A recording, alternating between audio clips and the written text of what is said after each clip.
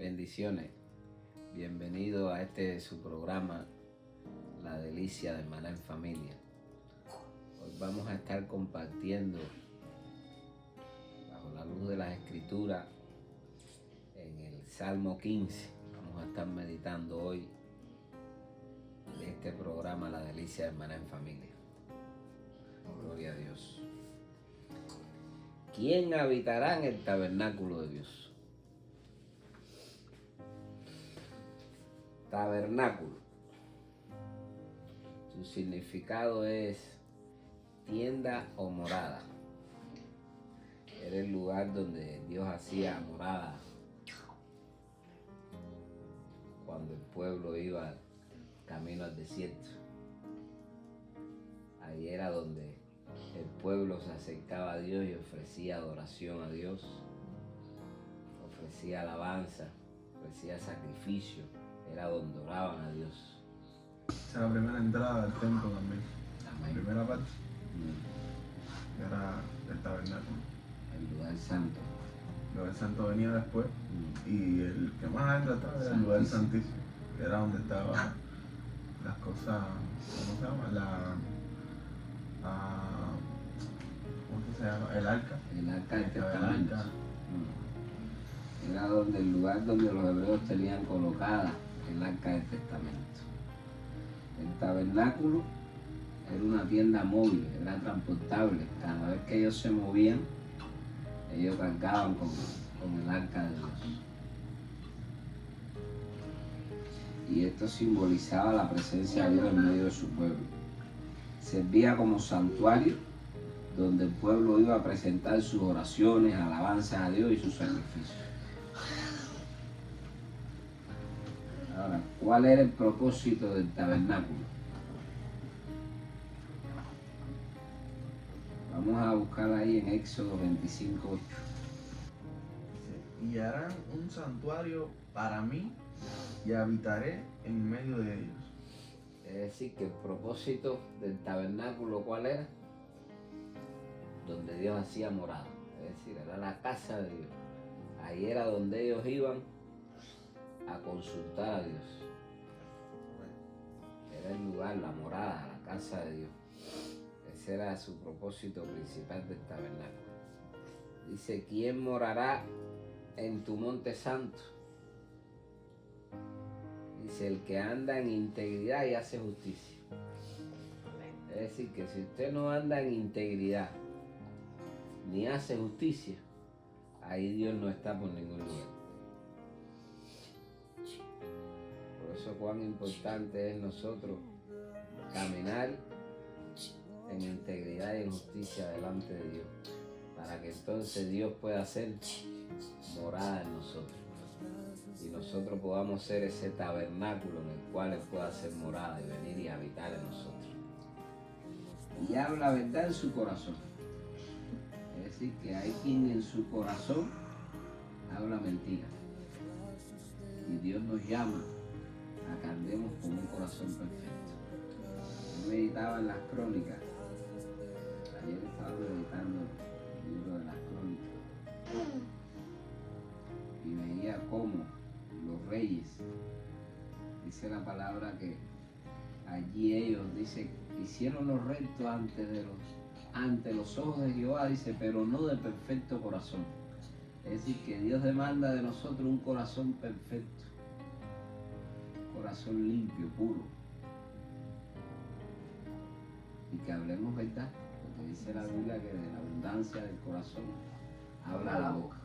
Es decir, que cuando usted abre su boca, procure que lo que usted hable sea de un corazón limpio, íntegro, justo, corazón verdadero, porque eso es donde Dios hace morada. Si no, Dios no está en el asunto, no se deje engañar. Cuando usted ve una persona caminando en perversidad, en maldad, en iniquidad, ahí Dios no está en el asunto.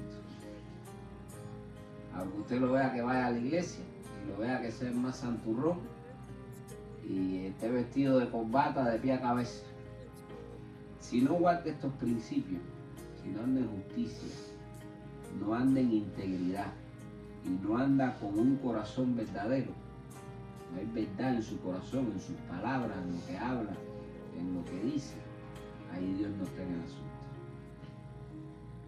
Amén.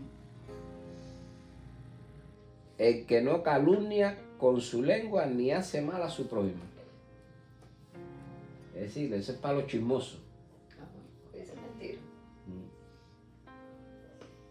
El que no levanta calumnia. Es decir, que toda aquella persona que busca Santiago 3, Santiago 3, búsquenlo y para que lo lean, para que vean el azote del cuerpo. Un miembro tan pequeño, dice la palabra, la lengua, y el daño que provoca. El que no calumnia con su lengua ni hace mal a su prójimo. Que compara la lengua con el timón de un barco. ¿Es el versículo? Léelo. Búscalo, Santiago 3. Dice, hermanos míos, no os hagáis maestros muchos de vosotros, sabiendo que recibieron mayor condenación, porque todos ofendemos muchas veces. Si alguno no ofende en palabra, este es varón perfecto, capaz también de refrenar todo el cuerpo. He aquí nosotros ponemos freno en la boca de los caballos para que no nos obedezcan, y dirigimos así todo su cuerpo. Para que nos obedezcan. Y dirigimos así todo su cuerpo. Mirad también las naves, aunque tan grandes y llevadas de impetuosos vientos, son gobernadas con un muy pequeño timón, por donde que la gobierna quiere. Así que por donde la persona que quiera gobernar. Así que también la lengua es un miembro pequeño, pero se jacta de grandes cosas. He aquí cuán grande bosque enciende un pequeño fuego. Y la lengua es un fuego, un mundo de maldad. La lengua está puesta entre nuestros miembros y contamina todo el cuerpo e inflama la rueda de la creación, y ella misma es inflamada por el infierno. ¿Lo vieron? Me encanta esa parte. Lo más pequeño entre nuestros miembros. Pero dice, contamina todo el cuerpo. ¿Cuándo contamina el cuerpo? Cuando hablamos lo que no tenemos que hablar. Eso debemos de La que cuidar. mayor condenación tiene. Amén. Entonces debemos de cuidar mucho nosotros lo que hablamos. Mucho cuidado con lo que hablamos y decimos. ¿Por qué? Porque si andamos en calumnia y haciendo mal a nuestro prójimo, porque al usted levantar una calumnia contra su prójimo, usted está haciendo mal contra su prójimo. Entonces Dios ahí no habita. Entonces debemos de cuidar esa presencia de Dios en nuestras vidas, en todo tiempo y en todo momento. Ni admite reproche alguno contra su vecino, aquel a cuyos ojos el vil es menospreciado, pero honra a los que temen a Jehová. Es decir, que temer a Dios es honra. Cuando tememos a Dios, no caemos en ninguna de estas cosas. No calumniamos a nadie, no hablamos de nuestro prójimo, no hacemos reproches sobre nadie, ni menospreciamos a nadie. ¿Por qué? Porque tenemos a Dios en nuestros corazones. Y cuando Dios mora en nosotros, lo único que buscamos es hacer bien. Amén. Ayer hablábamos sobre Santiago 4:17, que dice que todo aquel que sabe hacer lo bueno y no lo hace, le es pecado. El que aún jurando en daño suyo, no por eso cambia. Quien su dinero no dio a usura. ¿Sabe usted lo que es usura? Usura es lo que usan, mucho los bancos en estos tiempos. Sí, es el cargo de intereses excesivo. Esos cargos de intereses excesivos, se cree que más de un 15% que te cobran por cargos, ya ahí hay usura. Es decir, que todos los bancos Imagina que todos los bancos van por el 39%. sí, ya andan cedidos. 30, Pero ahí te das cuenta porque has visto cómo han caído muchos bancos. Porque es algo que es bíblico. Entonces te das cuenta cómo han caído muchos bancos y muchos bancos han tenido que cerrar. ¿Por qué? Porque han estado usando la usura. Entonces te hacen un préstamo y quieren cobrarte el interés excesivamente, ¿entiendes? Algo que es injusto ante los ojos de Dios. La palabra en hebreo usura es neshek. Significa literalmente, dice, un mordisco para su dolor, para el deudor. Fíjate tú, ¿cuál es el significado en hebreo? Dice, un mordisco. Un mordisco para su dolor, para el deudor. Que tiene la deuda. Sí. Es interés excesivo en un préstamo. Dice ganancia, fruto, utilidad o aumento que se saca de algo, especialmente cuando es excesivo. Interés, lucro, abuso, codicia y especulación. Es decir, que es excesivamente, ¿entiendes? Cuando se hace un cobro excesivo, cuando quieres estar cobrando excesivo los intereses, entonces ahí caemos en usura. Ni contra el inocente admitió cohecho. Cohecho. Yo sí, yo estuve buscando un soborno. Soborno. Cohecho es soborno. Es cuando la persona es sobornada. Ahí se está. Un delito. Sí, es un delito. Amén. Es un delito. El cohecho es un delito. Personas que para querer adquirir algo, tú ves que se ponen a sobornar, ¿entiendes? A las personas. Eso lo usan mucho, sobre todo con los lugares de representantes públicos. Sobornan para qué, para que resuelva su problema. Es para lo que más se usa esa palabra en la actualidad. Pues también cohecho, estuve viendo, que quiere decir también la última preparación que se le da a la tierra cuando van a sembrar a la gente. Sí. Así que cuando ellos van a sembrar le llaman a eso cohecho. Que es la última vuelta que se le da a la tierra. Sí. Cuando se está preparando para entonces Para hacer la sembrar. siembra.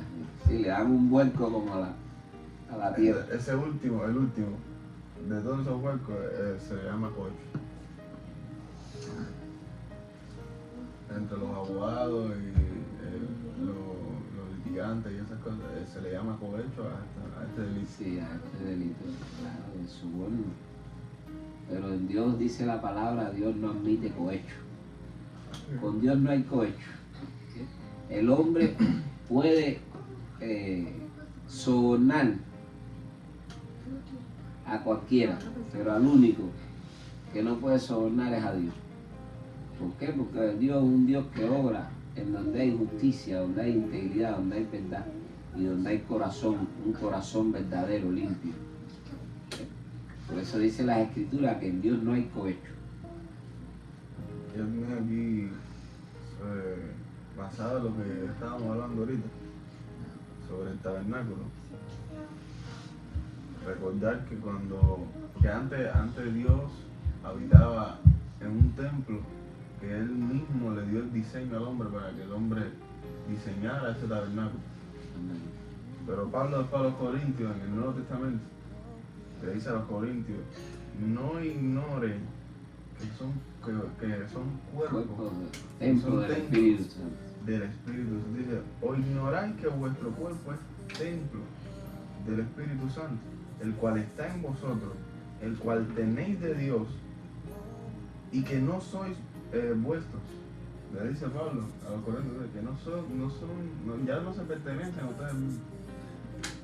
Dice, porque habéis sido comprados por precio. Glorificad pues a Dios en vuestro cuerpo y en vuestro espíritu, los cuales son de Dios.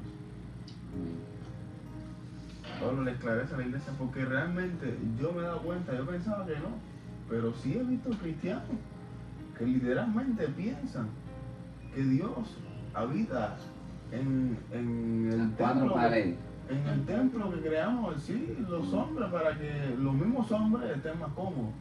Un buen templo con aire acondicionado, que es lo que vemos hoy, ¿entiendes? Un pedazo de 4 paredes construido con un par de muros y un par de sillas. Y entonces algo que le llamamos altar, que es donde las personas de ahí predican, ministran la palabra, ministran la alabanza. A eso pensamos que es la habitación del Espíritu de Dios. Pero ya Dios no mora ahí. Dios decidió y determinó vivir en nosotros.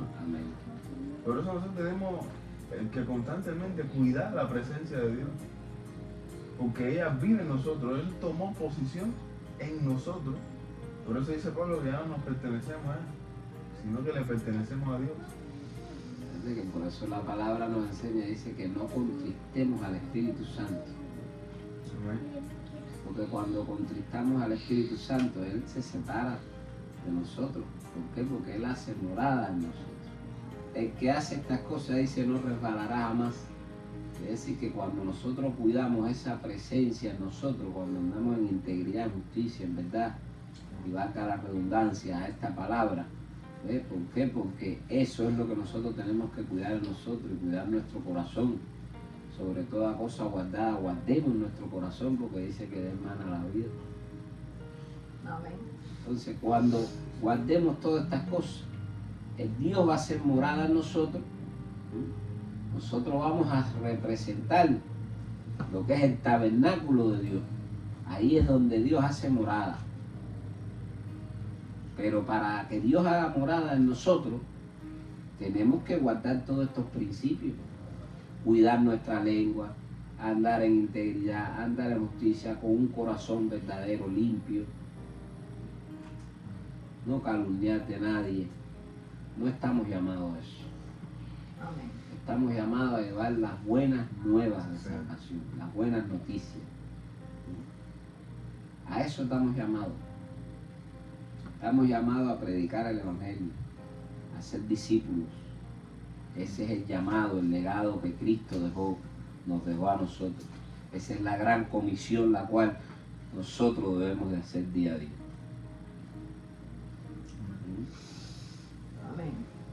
Entonces, haciendo todas estas cosas, no resbalaremos jamás. No resbalaremos jamás. Amén. Así como decía Pedro también en sus cartas. Que guardan y practican todas estas cosas. Cuando eso está en 2 de Pedro, capítulo 1. O en 1 de Pedro, capítulo 2. No recuerdo bien, pero está por ahí. Que fue el pasaje que de hecho nosotros hablamos sobre eso en uno de los capítulos de este programa, tocamos ese tema, que era cuando Pedro le decía que a vuestra fe añadenle virtud, a la virtud conocimiento, el conocimiento dominio propio, por ahí para allá mencionó una serie de cosas, de virtudes, ¿no? que nosotros debemos continuamente añadirnos a nuestra vida.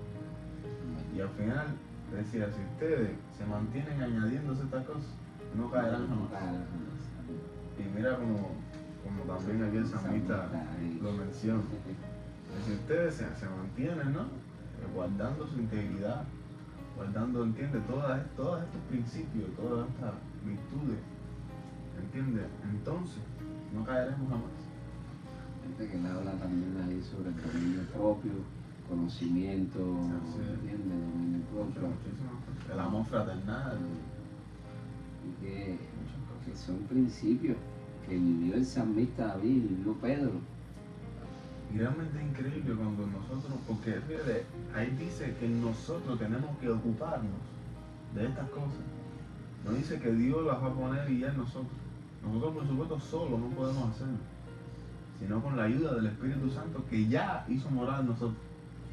Y te dice más, porque solamente no es que guardemos todos estos principios, te dice más, dice que quien no cuide el templo del Espíritu Santo, el cual somos nosotros, dice, Dios lo destruirá él. No sé. Amén. Pablo también que dice eso. ¿Por qué? Por eso es tan importante que nosotros cuidemos. Nosotros debemos de cuidar hasta nuestro cuerpo. ¿Por qué? De no dañarlo. ¿Por qué? Porque dice la palabra que quien no lo cuida, por eso dice que fornica, dice, contra su propio cuerpo peca. Es decir, cuando usted cae en este tipo de abominación, de pecado delante de Dios, usted está matándose usted mismo. Lo voy a leer, dice, huid de la fornicación. Amén. Cualquier otro pecado que el hombre cometa está fuera del cuerpo. Amén. Mas el que fornica contra su propio cuerpo peca. Amén. Y entonces ya después cuando dice lo que yo leí, o ignoráis que vuestro cuerpo es templo del El Espíritu. Espíritu Santo. Ahí entonces les esclarece, ¿no? Que el Espíritu de Dios vive en nosotros, por eso tenemos el deber y la obligación de cuidar ese templo, de cuidar Porque nuestro dice cuerpo. que el que no lo cuide, dice, Dios lo destruirá, lo dice así literalmente la palabra. Y ahí la gente se detiene en el cuerpo nada más, pero también dice más adelante que el cuerpo y nuestro espíritu que le pertenecen a Dios. Pablo no solamente está hablando del cuerpo, está hablando de todo lo que se puede contaminar. ¿Me entiendes? No solo es el cuerpo, es tu espíritu que se contamina también. Porque el Espíritu de Dios trabaja en nuestro espíritu, nos redarguye a través de nuestro espíritu, se comunica con nosotros a través de nuestro espíritu. Ajá. Por eso tenemos Que cuidarlo, ¿no? el deber de cuidar. Si se daña el cuerpo, parece que también se daña el No es que se entristece porque el Espíritu Santo es una persona. Se entristece y se aparta de nosotros. ¿Ves? Cuando andamos